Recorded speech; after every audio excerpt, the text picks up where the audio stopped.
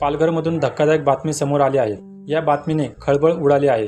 पालघर जिल्ह्यातल्या विरारमध्ये हा धक्कादायक प्रकार घडला आहे। विरार फाट्याच्या पिरगुंडा दर्गाजवळ एका ओसाड ठिकाणी महिलेचे सुटकेसमध्ये मुंडके आढळले आहेत।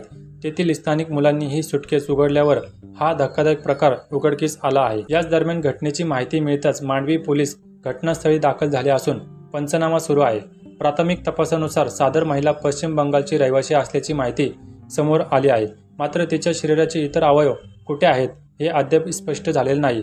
होळीच्या दिवशी हा प्रकार घडल्याने संपूर्ण परिसरात खळबळ माजली आहे।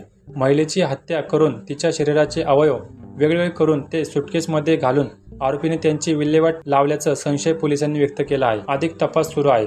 मांडवी पोलीस या हत्येचा तपास करत असून हा गुन्हा कुणी आणि कोणत्या कारणाने केला याचा शोध घेत आहे। घटनेबाबत अधिक माहिती अशी की विरारमध्ये ही हादरवणारी घटना घडली आहे। विरार फाट्याच्या पिरगुंडा दर्गाजवळ स्थानिक मुलांना ही सुटकेस सापडली। त्यांनी उत्सुकतेपोटी ती उघडली असताना त्यामध्ये महिलेचे धडावेगळं केलेलं मुंडकं आढळून आलं आहे।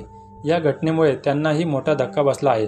याच दरम्यान घटनेची माहिती मिळताच पोलीस घटनास्थळी दाखल झाले। प्राथमिक तपासानुसार सादर महिला पश्चिम बंगालची रहिवासी असल्याची माहिती समोर आली आहे। मात्र अजूनही तिची पूर्ण ओळख समोर आलेली नाहीये।